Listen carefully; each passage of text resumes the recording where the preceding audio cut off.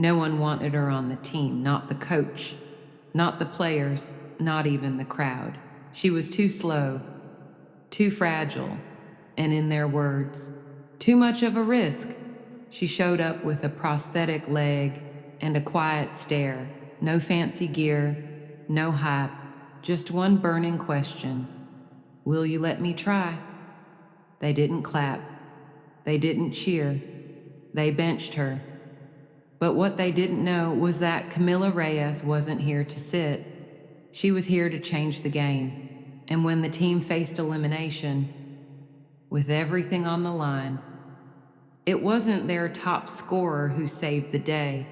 It was the girl they didn't want, the one they tried to leave out, the one who would go on to win the championship. But how did she go from last picked to national MVP? And what happened after the buzzer that made headlines around the country? Stay with us, because this isn't just a sports story, it's a blueprint for beating every label they try to stick on you. Camila Reyes was born in San Antonio, Texas, right in the middle of a thunderstorm, her mother liked to say. She came into the world fighting, and she never stopped. By age 6, she'd already undergone 4 surgeries. At 7, doctors made the decision: amputation below the knee. A birth defect had left her right leg undeveloped, fragile. They said the surgery would give her more freedom, but no one warned her how heavy the stairs would feel, or how loud the silence could be when everyone else ran ahead.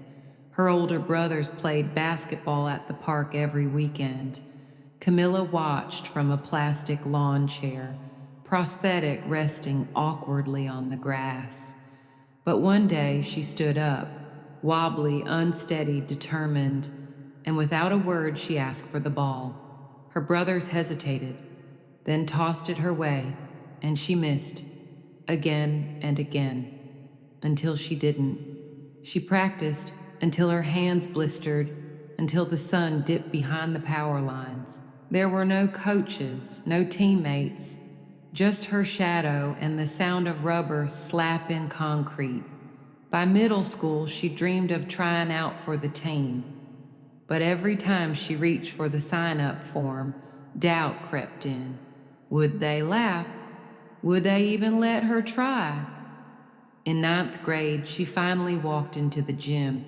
Everyone turned to stare, and someone whispered, "Is this a joke?"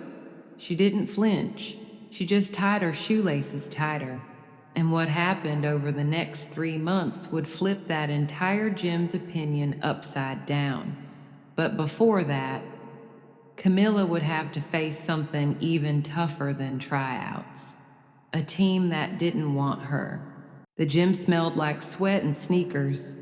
The air buzzed with nerves and squeaking shoes.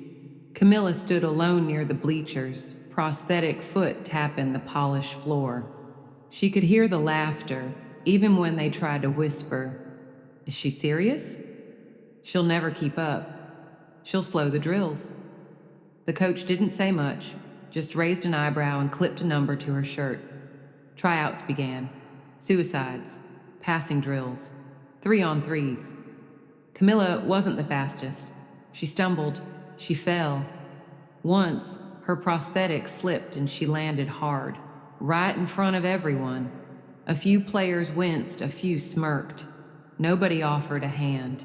She stood up anyway. And when the coach blew the whistle for free throws, Camila stepped up first. Swish, then another and another, 12 in a row. No one said a word, but for the first time, they watched, really watched. The next day, the list was posted. Camila's name was dead last. She had made the team, but just barely. No welcome party, no high fives. Only one comment from the captain: "Just don't get in the way." She didn't say anything. She just nodded once and kept walking. That night she went home, locked her bedroom door, and rewrote her entire schedule. Wake at 5 a.m., run, shoot 100 free throws. dribble until her arms ached. If they were going to bench her, she was going to make that bench shake. And what she did next didn't just earn their respect, it changed the entire season. But before the victory, she would have to face a loss that nearly broke her. Camila became the ghost of the gym, first in, last out.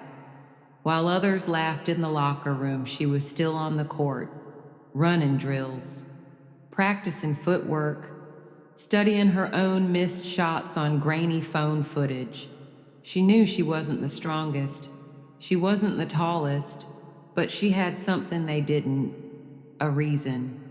Every jab from a teammate, every smirk from the bench, every time she sat out another game in silence, it just added fuel. She started lifting weights at home, doing one-legged squats until her leg trembled. She learned how to read the game like a language, not just playing, thinking, knowing where the ball would go before it got there. By mid-season, things shifted.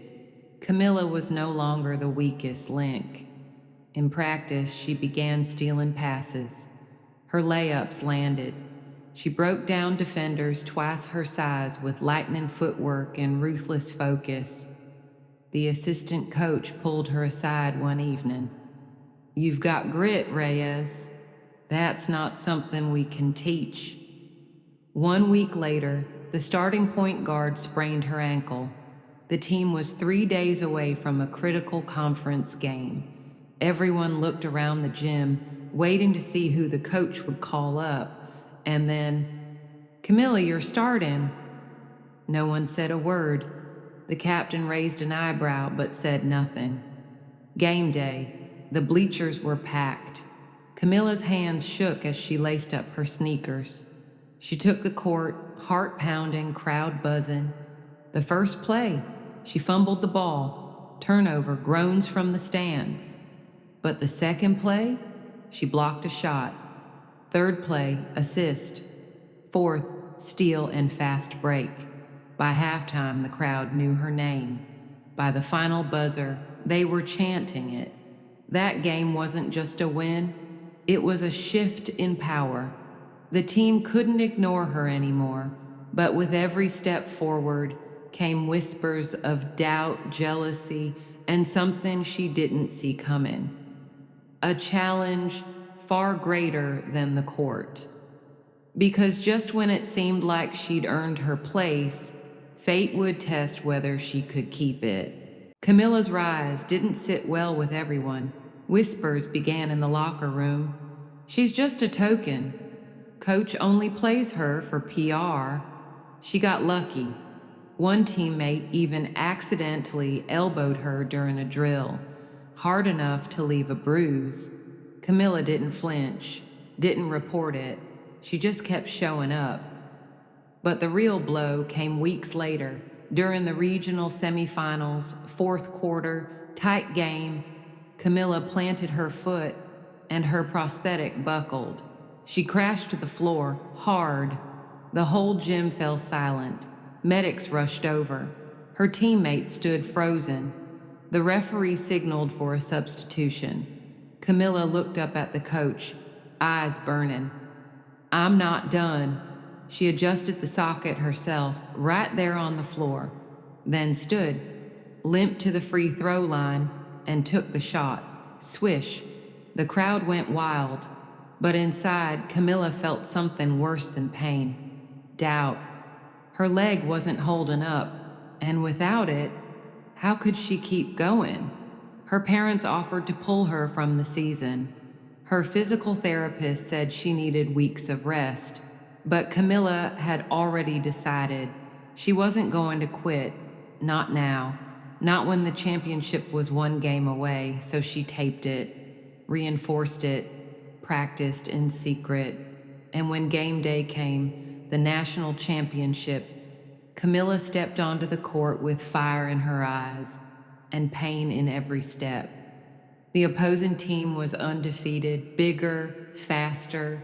Their captain, a 5-star recruit already committed to a D1 school, They underestimated Camila, just like everyone else had. First quarter, she was boxed out. Second quarter, she was fouled hard. Third quarter, down by 10. Coach considered pulling her, but she shook her head. I've got this. Then something changed. A look passed between her and the team captain, one that said, "We're done doubting." And for the first time all season, they passed her the ball. Camila took over, steals, assists. One perfect three-pointer from the top of the key. She wasn't just playing anymore, she was leading. With 6 seconds on the clock, game tied. Coach called timeout. Everyone leaned in. Coach looked straight at Camila. "You want the last shot?" She didn't blink. "I've earned it." They inbounded. She dodged a screen. Clock ticking. 5, 4. She rose up on one leg. Jump shot from the wing. The ball hung in the air.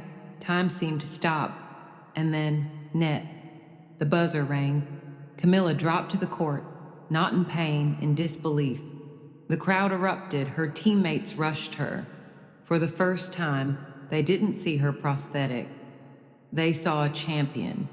But what came next would take her story beyond basketball and into the hearts of people around the world. Camila stood at center court long after the crowd had left. The gym lights dimmed, the echoes faded, but in her chest something new pulsed, stillness and power. She had won the championship, yes, but the trophy wasn't the real victory. It was hearing her name, not whispered in doubt, but shouted in celebration. It was watching the teammates who once overlooked her raise her on their shoulders. It was the look on her coach's face when he handed her the MVP medal, not as a favor, but as recognition. Camila thought back to every moment she wanted to quit, every stare, every bruise, every night she taped that prosthetic tighter just to get through practice. And now she realized something. She didn't win despite her challenges, she won because of them. They taught her persistence, precision, patience, and when the world expected her to step back, she stepped forward. Her story wasn't about disability, it was about possibility. But what happened after the final buzzer? That's the part most people never saw. Because Camila's greatest contribution wouldn't be her stats. It would be the doors she opened for those coming after her. Somewhere out there, a girl like Camila is lacing up her shoes, worn out soles, secondhand jersey, a dream no one believes in but her. She's hearing the same doubts, feeling the same pressure, wondering if the court has space for someone like her. And maybe she's just one moment away from walking out of that gym for good. But what if she heard this story? What if she saw what's possible? That's where you come in. Share this. With the teammate who's been benched, the kid sitting alone at practice, the girl watching from the bleachers, waiting to be seen. Because every champion starts as an underdog. And sometimes all it takes is one story, one voice, one believer. So be the person who passes the ball, who says, "You've got this," who helps someone else step into the spotlight they were born for. Like, comment, subscribe, and let's keep telling the stories no one saw coming until they couldn't be ignored.